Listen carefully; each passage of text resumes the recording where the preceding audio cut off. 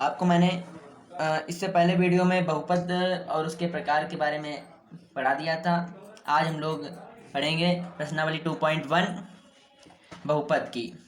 तो पहला क्वेश्चन है इसमें, किसी बहुपद px के लिए y बराबर px का ग्राफ नीचे आकृति 2.10 में दिया है।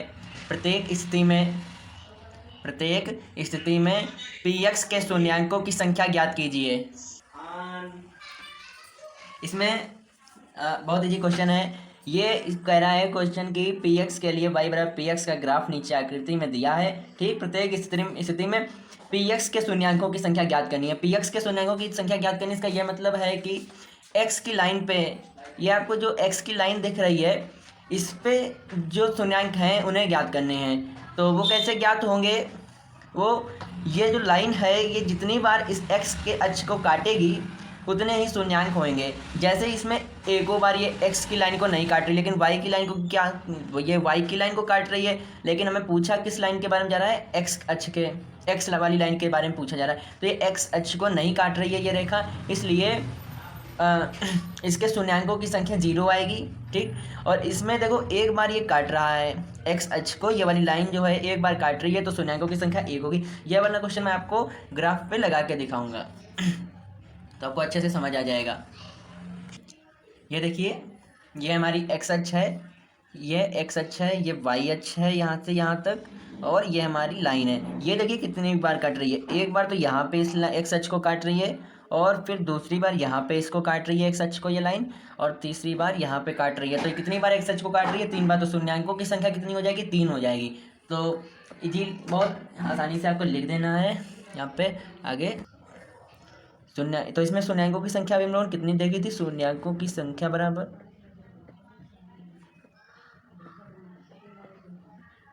संख्या बराबर 3। ठीक है, यहाँ लिखेंगे नीचे क्योंकि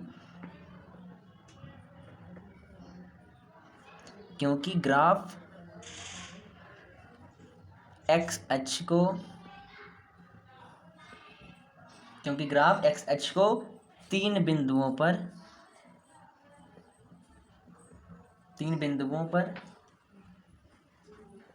प्रतिच्छेदित करता है, प्रतिच्छेद करता है।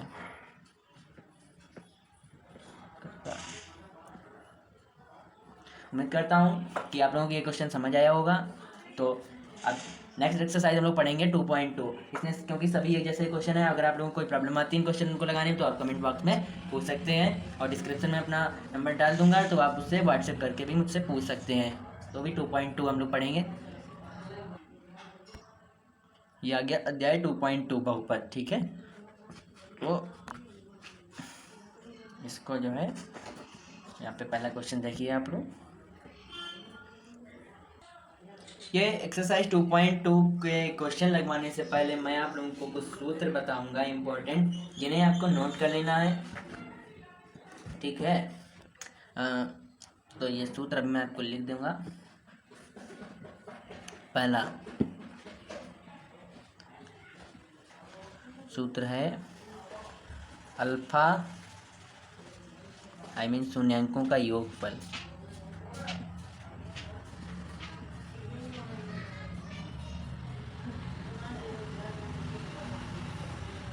योगफल बराबर सूत्र द्विघात बहुपद के लिए। ठीक है, ये द्विघात बहुपद के लिए सूत्र है। अभी मैं आपको त्रिघात बहुपद के लिए सूत्र बताऊंगा। पहले हम लोग द्विघात बहुपद के लिए सूत्र नोट कर लेते हैं, द्विघात बहुपद के लिए सूत्र। ठीक है, तो पहला है शून्यांकों का योगफल। शून्यांकों का योगफल कितना होता है? होता है ये -b/a। ठीक है, तो -b/a। तो ये -b क्या है? ये है x का गुणांक। -b होता है x का गुणांक।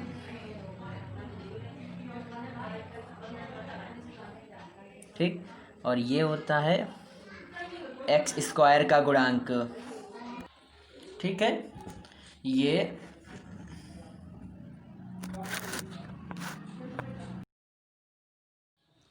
ठीक, ये x का गुणांक होता है b, और ये a जो होता है ये x² का गुणांक होता है। तो इसको हम लोग ये शून्यांकों का योगफल जो है, ये शून्यांक होते हैं, ये अल्फा और बीटा होते हैं ये शून्यांक।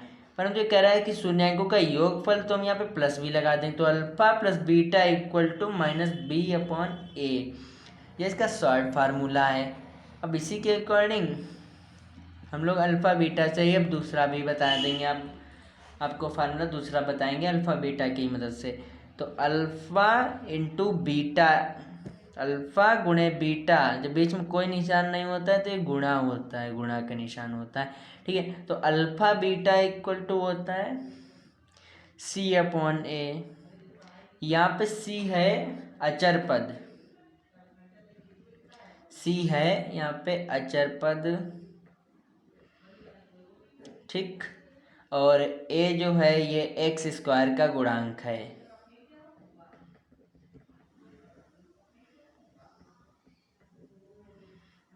एक्स स्क्वायर का गुणांक है, ठीक है। अभी ये हो गया आपका द्विघात बहुपद के लिए। यहाँ पे मैं आपको बता देता हूँ कि द्विघात बहुपद होता किस प्रकार का है। उदाहरण के लिए द्विघात बहुपद होता है A X square plus B X plus C. अब ये सी है यहाँ पे अचर पद है, ये बी एक्स का गुणांक है और ए एक्स स्क्वायर का गुणांक है, ठीक है।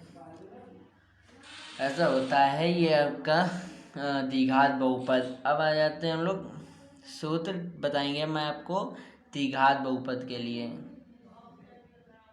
सूत्र द्विघात बहुपद के लिए,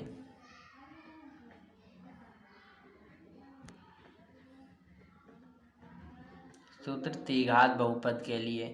तो इसके लिए पहला सूत्र होगा, इसके लिए पहला सूत्र है आपका alpha plus beta plus gamma. इसमें एक और आपका बढ़ जाता है गामा, क्योंकि द्विघात बहुपद है इसलिए, minus B upon A, I mean शून्यांकों का योगफल बराबर माइनस बी अपॉन ए। तो इसमें शून्यांक 3 है क्योंकि द्विघात बहुपद है इसलिए, ठीक। फिर आपका है दूसरा सूत्र alpha beta plus beta gamma plus gamma alpha बराबर सी अपॉन ए। और तीसरा है का इसी प्रकार अल्फा बीटा और गामा, ये गुणे में alpha into beta into gamma, alpha गुणे बीटा गुणे गामा बराबर माइनस डी अपॉन ए, ठीक। सॉरी आपको देख नहीं पाया तो मैं आपको दोबारा बताता हूँ। अल्फा गुणे बीटा गुणे गामा बराबर माइनस डी अपॉन ए, ठीक। ये आपके सूत्र हो गए। अभी जब मैं आपको क्वेश्चन बताऊंगा तो अच्छे से सूत्र भी आपको समझ आ जाएंगे। इसका भी मैं आपको एक अच्छा उदाहरण दे दूं, उसके बाद एक्सरसाइज स्टार्ट करता हूँ। उदाहरण है आपके लिए A X cube plus B X square plus C X plus D, ठीक। ऐसा होता है आपका ये द्विघात बहुपद, ऐसा होता है, ठीक। ये घात 3 लगी हुई है तो ये द्विघात बहुपद है। यहाँ पे घात 2 है स्टार्टिंग में तो ये द्विघात बहुपद है, ठीक। ये देखिए क्वेश्चन, इसमें यहाँ पे इसको पढ़ लीजिए क्वेश्चन को बुक से, क्योंकि कॉपी बताते तो आप लोगों का भी टाइम बर्बाद होता है और मेरा भी। कह रहा है कि निम्न द्विघात बहुपदों के शून्यांक ज्ञात कीजिए और शून्यांकों तथा गुणांकों के बीच के संबंध की सत्यता की जांच कीजिए, ठीक है। कह रहा है कि शून्यांक ज्ञात करने हैं निम्नलिखित बहुपद के, ठीक है। शून्यांकों तथा गुणांकों के बीच के संबंध की सत्यता की जांच भी करनी है, तो ठीक है, हो जाएगी इसकी जांच। और स्टार्ट करते हैं एक्सरसाइज। तो पहला क्वेश्चन इसमें हम लेते हैं, कोई भी जो आपको क्वेश्चन कठिन लग रहा हो वही लेंगे इसमें। चलिए मैं आपको दूसरा क्वेश्चन बताता हूँ इसका। ये इसका हम लोग क्वेश्चन लेंगे अब। दूसरा 2.2 का दूसरा क्वेश्चन है, शून्यांक ज्ञात करने है फिर उसके सत्यता की जांच करनी है। तो ये क्वेश्चन है आपका 4² माइनस 4s प्लस 1। ठीक, तो 4s² यहाँ पे हम लोग ऐसा टेबल पढ़ेंगे, इनकी मल्टीप्लाई कराएंगे। ठीक, तो 4 1 जा 4 आया मल्टीप्लाई कराने पे, इसको मैं थोड़ी देर के लिए इधर लिख लेता हूँ। ठीक, 4 आया, 4 1 जा 4 आया। ठीक, अब हमें इसको ऐसे तोड़ना है कि इससे ज़्यादा ना हो ना ही इससे कम हो। तो मैं इसको तोड़ लूँगा। 2 2 जा 4, 2 दूनी 4, 4 1 कम 4 आया। ठीक, फिर इसको ऐसे तोड़ेंगे कि इससे 4 से ज़्यादा भी ना हो ना ही कम हो। तो 2 दूनी 4 टूट जाएगा, 2 दूनी 4 में 2 दूनी 4 आई मीन 2 दूनी 4 हुआ। ठीक है, अब इसको देखो, मैथ में करो कुछ भी लेकिन स्टेप बैक जाना चाहिए। अब इसको अगर जोड़ दोगे और यहाँ पे ये एस है इसके गुणे में, इसको जोड़ दो तो 4 हो जाएगा, और 4 हो जाएगा तो ये एस इसके गुणे में है तो ये 4s नहीं हो जाएगा। जो यहाँ पे 4s लिखा है वही तो यहाँ पे लिखा है, बस मैंने इसको तोड़ दिया है। ठीक, प्लस 1 ये आप करेंगे 4s², फिर 2s माइनस 2s प्लस 1, फिर यहाँ पे 2s देखो कॉमन आ रहा है इनमें, देखिए ये 2s इसमें कॉमन है तो 2s, ये लाइन आप लोगों को नहीं खींचनी, समझाने के लिए खींची है मैंने ये लाइन। ठीक है, 2s कॉमन ले लेंगे, फिर यहाँ पे 2s बचेगा, यहाँ पे 1 ही बचेगा। समझ आया ये? फिर यहाँ पे 1 कॉमन लेंगे, कुछ भी नहीं कॉमन मिल रहा है तो 1 कॉमन लेंगे, माइनस के साथ में 1 कॉमन लेंगे। ठीक, जब हम माइनस कॉमन ले लिया तो ये हो गया प्लस का 2s, और ये माइनस का हो जाएगा 1। देखो जब माइनस कॉमन लेते हैं, जो प्लस का होता है वो माइनस का हो जाता है, और जो माइनस का था वो प्लस का हो जाता है। ठीक, ये पॉइंट नहीं लगा है, समझना नहीं कि पॉइंट लगा है, ये ऐसे गलती से हो गया है। ठीक, अब देखो क्या कॉमन मिल रहा है, ये और ये देखो कॉमन मिल रहा है। ठीक, तो 2s माइनस 1 कॉमन ले लिया, और यहाँ पे भी 2s माइनस 1 ही बचा।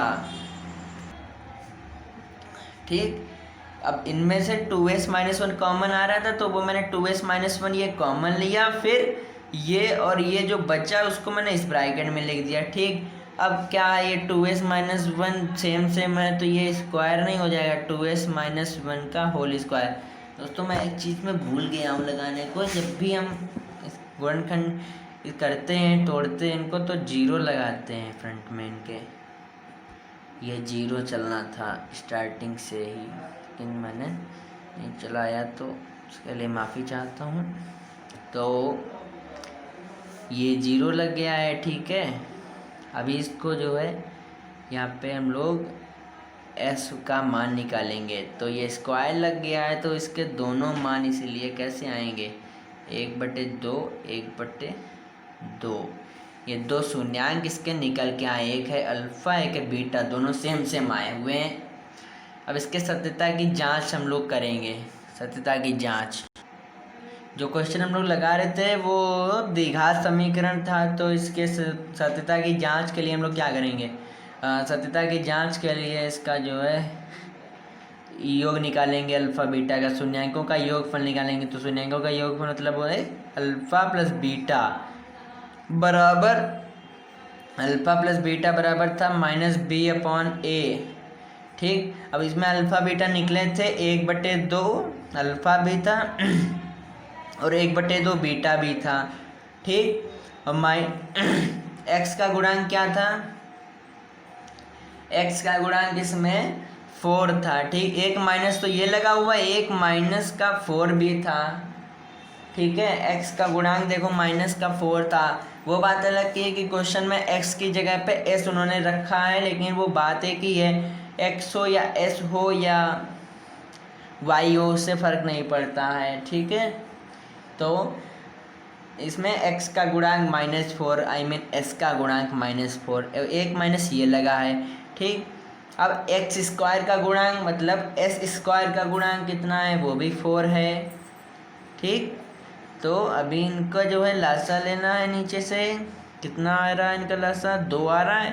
ठीक है, तो क्या होगा, इनका ऐड कर लो, 1 + 1 = ये प्लस हो जाएगा, माइनस माइनस जब एक गुणे में माइनस माइनस की जो गुणा होती है तो हो जाता है प्लस,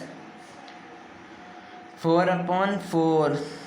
तो ये हो गया 2/2 फिर 4/4।